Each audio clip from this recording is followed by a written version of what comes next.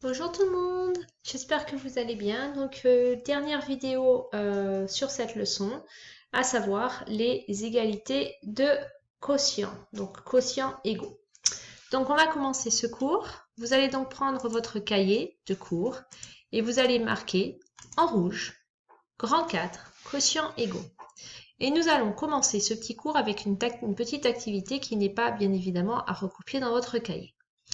Donc ici, j'ai des gâteaux qui ont été séparés en différentes parts et à chaque fois, dans chacune des situations, je prends exactement la même quantité de gâteaux. Vous voyez ici que ce gâteau a été séparé en 4 et il y a 3 parties sur 4 qui ont été mangées. Donc ici, 3 quarts va être égal à exactement la même partie a été mangée, sauf que ce gâteau ici a été séparé en 16 et j'en ai pris 12 parts sur 16. Regardons un peu cet exemple. Ce gâteau a été séparé en 6, mais je n'en ai pris que 5 parts sur 6. Et vous voyez ici que la surface coloriée est égale à la même chose, sauf qu'ici, ce gâteau a été séparé en 12, et donc j'en ai pris 10 parts sur 12. Donc je vais pouvoir dire que 5 parts sur 6 est égal à 10 parts sur 10. Regardons ici ce cas-là. Le gâteau a été séparé en 8, j'en ai pris 2 parts, donc ici j'ai 2 parts sur 8. Qui est égal aussi, vous voyez, la même partie verte a été coloriée à chaque fois. Ici, vous voyez que j'ai pris un quart du gâteau, d'accord? Et là, si vous comptez, 1, 2, 3, 4, 5, 6, 7, 8, 8 parts ont été prises sur les 32 possibles. Dernier cas, vous voyez que ce gâteau a été séparé en 5, donc j'ai pris une part sur 5. Et que ça soit la part orange, verte, bleue ou jaune, c'est exactement la même chose. Donc une part sur 5 est ici égale à 2 parts sur 10, qui est égale ici à 3 parts sur 15, ou qui est égale ici à 4 parts sur 20. Donc vous voyez qu'ici les fractions sont égales, mais elles peuvent s'écrire avec des numérateurs et des dénominateurs différents. Alors quelle est la règle? Ici, vous vous rendez compte de la propriété suivante. Un quotient ne change pas quand on multiplie son numérateur et son dénominateur par un même nombre. Donc je pourrais dire que la fraction a sur b est égale à la fraction a fois k sur b fois k. Et de la même manière, un quotient ne change pas si on divise son numérateur et son dénominateur par un même nombre non nul, soit a sur b est égal à la fraction a divisé par k et b divisé par k. Voyons cela à travers un exemple. Les aires des 3 surfaces coloriées sont égales. Vous vous rendez compte que c'est la même surface coloriée. En déduire les fractions égales. Donc ici, la partie coloriée est égale à 4 sixièmes. La partie coloriée ici, on a séparé l'unité en 3, est égale à 2 tiers. Et la partie coloriée ici, on a séparé l'unité en 12, on en a colorié 8, donc 8 douzièmes. Mais étant donné que dans ces 3 exemples, la surface coloriée est la même, je vais pouvoir en déduire que 4 sixièmes est égal à 2 tiers, qui est égal à 8 douzièmes. Vous vous rendez compte que si je prends la fraction 4 sixièmes et que je divise le numérateur et le dénominateur par un même nombre qui est égal à 2, j'obtiens 4 divisé par 2 égale 2, 6 divisé par 2 égale 3, 2 tiers, que j'ai ici.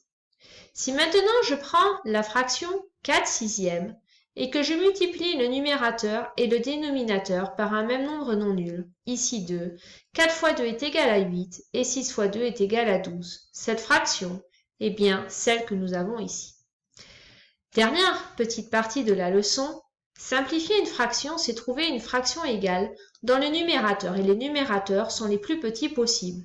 Une fraction que l'on ne peut plus simplifier s'appellera alors une fraction irréductible. Un petit exemple. On vous demande de donner la fraction irréductible de 48 sur 60. Bien évidemment, il faut connaître ces termes. 48 sur 60 est égal à... Vous voyez que 48 fait partie de la table de 6, donc je vais pouvoir diviser 48 par 6, car 60 fait également partie de la table de 6, donc je vais pouvoir diviser par 6 chacun de ces deux nombres.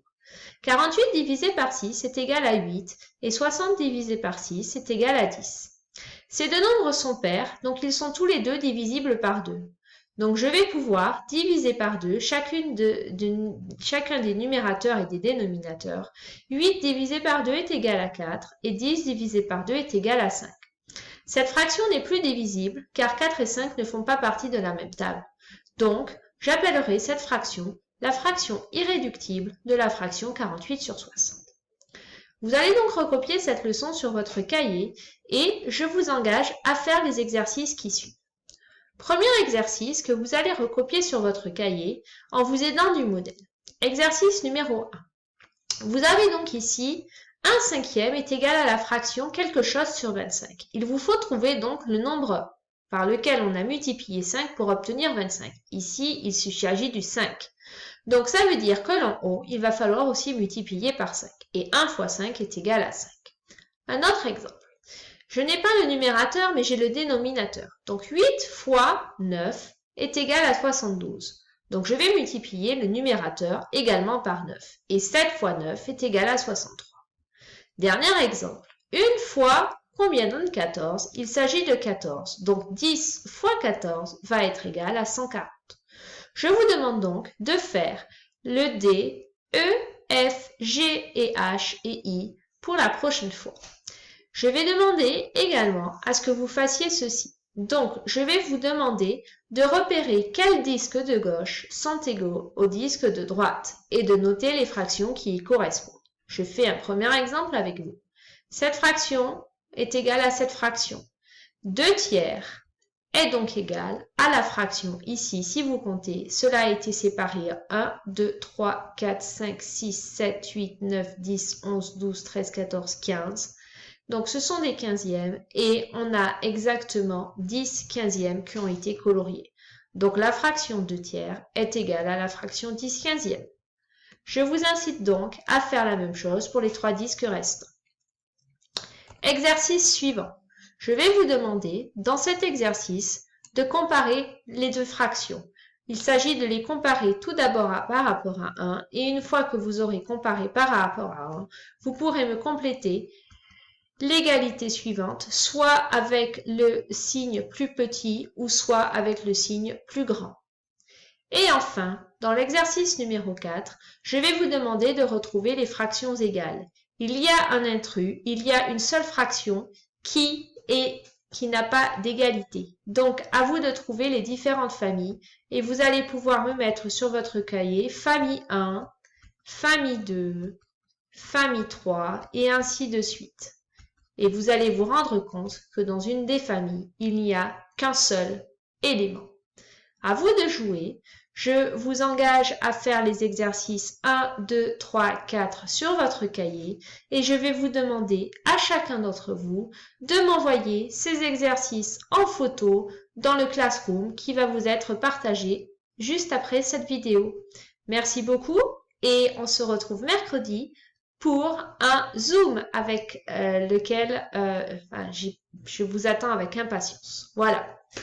Bonne soirée, bonne journée. Il est tard pour moi, je vais me coucher. Au revoir.